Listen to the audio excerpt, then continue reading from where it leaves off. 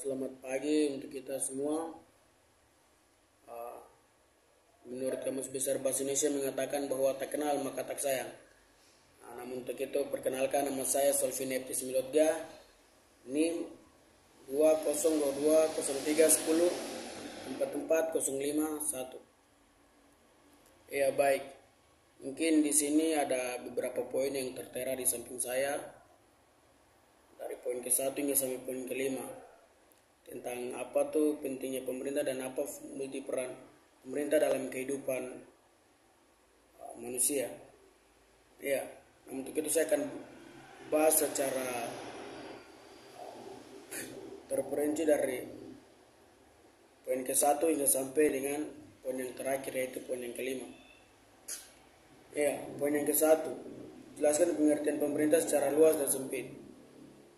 Ya, pemerintah secara arti luas, yaitu dia mencakup tentang 3 pilar, yaitu eksekutif, legislatif, dan yudikatif, yang biasa kita kenal dengan istilah trias politika. Ya, jadi ketiga unsur ini memiliki peranan masing-masing. Misalkan legislatif, bagaimana fungsi dan tugasnya membuat suatu undang-undang atau regulasi dan dijalankan oleh eksekutif dan ditetapkan oleh yudikatif. Dan dalam suatu sistem pemerintah, tiga unsur ini yang berperan aktif untuk bagaimana melihat apa yang menjadi sebuah kebutuhan dari masyarakat tersebut. Dan masyarakat bagaimana yang mengajukan aspirasi dan mungkin diteruskan oleh legislatif kepada eksekutif, dan semua bisa berjalan dengan baik karena ada saling timbal balik. Ya, terus pemerintah dalam arti sempit, yaitu seluruh kekuasaan atau wewenang dipegang oleh presiden. Presiden punya wewenang untuk membuat regulasi dan lain sebagainya, dibantu oleh Dewan Menteri dan Dewan Menteri. Jadi presiden mempunyai kekuasaan jika terjadi sesuatu, misalkan menteri tidak menjalankan kinerja dengan sebaik mungkin, maka presiden punya hak untuk melengsarkan dia dari jabatan, karena presiden dipilih langsung oleh rakyat, sedangkan menteri-menteri ditunjuk oleh presiden. Jadi presiden punya wewenang yang lebih kuat untuk bisa turunkan mereka dari jabatan tersebut. Dan pemerintah secara arti sempit berarti seperti tadi, seluruh wewenang atau regulasi yang dibuat itu oleh presiden, dan presiden menjalankan apa yang menjadi sebuah tanggung jawab dia, dan dia punya kekuasaan. Baik, kita lanjut yang poin kedua, jelaskan pendapat saudara mengapa pemerintah dianggap sebagai kebutuhan. Ya, pemerintahan tidak bisa terlepas dalam kehidupan manusia. Manusia membutuhkan pemerintah, dan pemerintah juga ada karena manusia tersebut, karena rakyat merupakan suatu unsur terpenting dalam suatu organisasi yang bernama negara. Rakyat punya hak dan cita-cita untuk bagaimana mendapatkan suatu kelayakan, mendapatkan keadilan, kemakmuran, dan infrastruktur secara merata di berbagai pelosok negeri. Misalkan contoh, di bagian-bagian Depapre yang hari ini tidak ada transportasi, yang mengakibatkan terhambatnya mobilisasi. Akhirnya sangat sulit untuk masyarakat setempat yang ada di bagian-bagian Depapre. Dan ini harus, kalau memang pemerintah sebagai kebutuhan, berarti pemerintah harus bagaimana melihat persoalan-persoalan seperti begini, karena ini demi kesejahteraan masyarakat itu sendiri, karena masyarakat merupakan suatu unsur terpenting. Jadi ada timbal balik di antara pemerintah dan masyarakat. Masyarakat itu ada karena pemerintah, dan pemerintah juga ada karena masyarakat. Jadi ada timbal balik. Ya. Terus yang ketiga, mengapa pemerintah dikatakan sebagai ilmu pengetahuan? Ya. Pemerintah dikatakan sebagai ilmu pengetahuan karena pemerintah dia mempunyai hak dan wewenang apa yang telah diatur dalam suatu kinerja, tapi itu diatur dan diarahkan oleh manusia tersebut. Manusia yang membuat suatu regulasi, dan manusia yang menjalankan regulasi tersebut.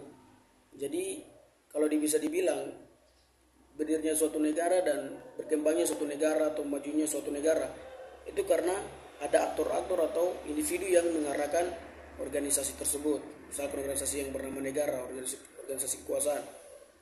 Dan kalau kita katakan pemerintah dikatakan sebagai pengetahuan, maka mungkin ada beberapa paham yang mengkaitkan tentang paham-paham tersebut. Namun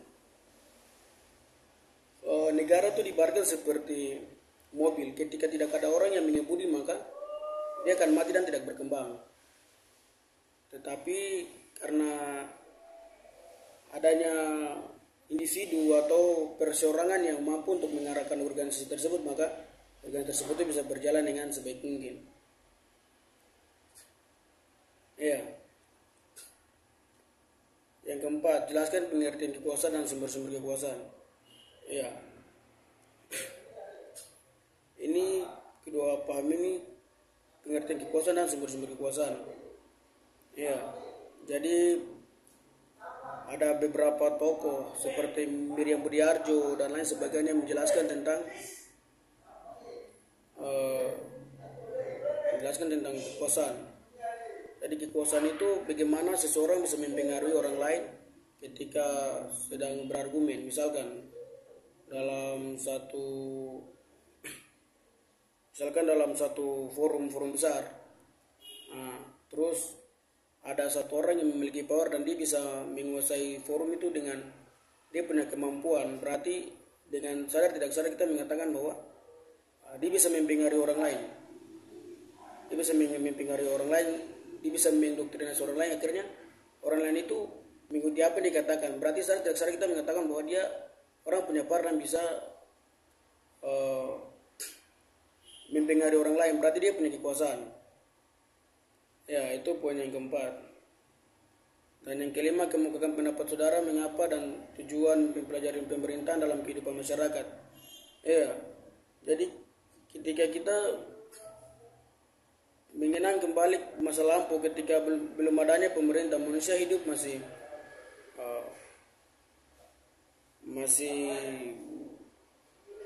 melakukan kekerasan, intimidasi dan lain sebagainya. Tidak ada nilai-nilai kemanusiaan yang dijaga karena belum ada pemerintah yang membuat satu regulasi untuk mengatur setiap kehidupan manusia.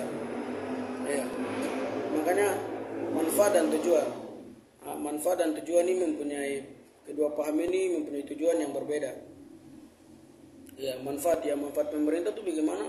Pemerintah harus misalkan pemerintah desa, pemerintah terkecil yaitu desa, bahkan daerah dan pemerintah pusat. Nah, jadi bagaimana peran pemerintah itu bisa melihat apa yang menjadi kebutuhan masyarakat. Misalkan ketika musrembang di kampung,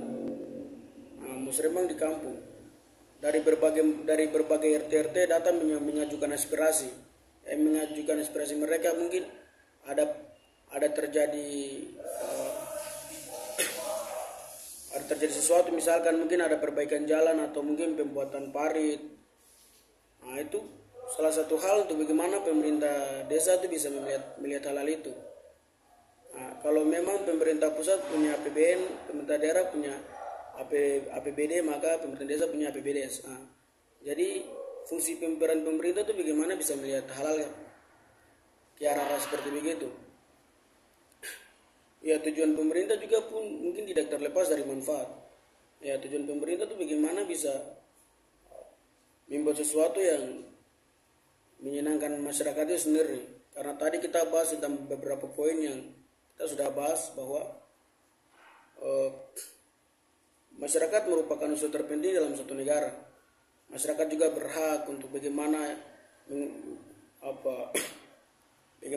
supaya masyarakat mendapat kehidupan yang lebih layak. Masyarakat bisa bagaimana mendapatkan hal yang kebutuhan untuk menunjang perekonomian keluarga dan lain sebagainya.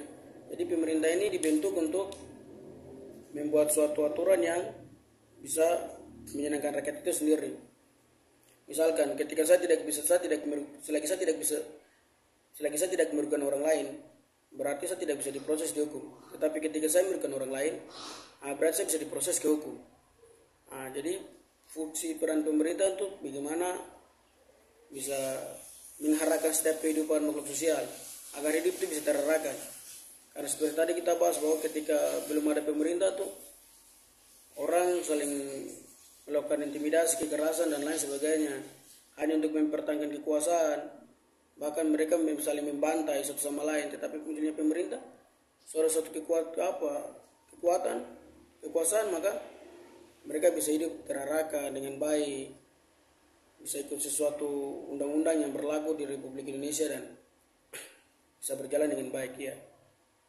Mungkin seperti begitu yang dapat saya sampai bagikan untuk kita sekalian. Kurang lebihnya ya saya sebagai manusia biasa memiliki keterbatasan, karena kesempurnaan Tuhan yang milik Tuhan ya. Terima kasih, shalom, selamat pagi.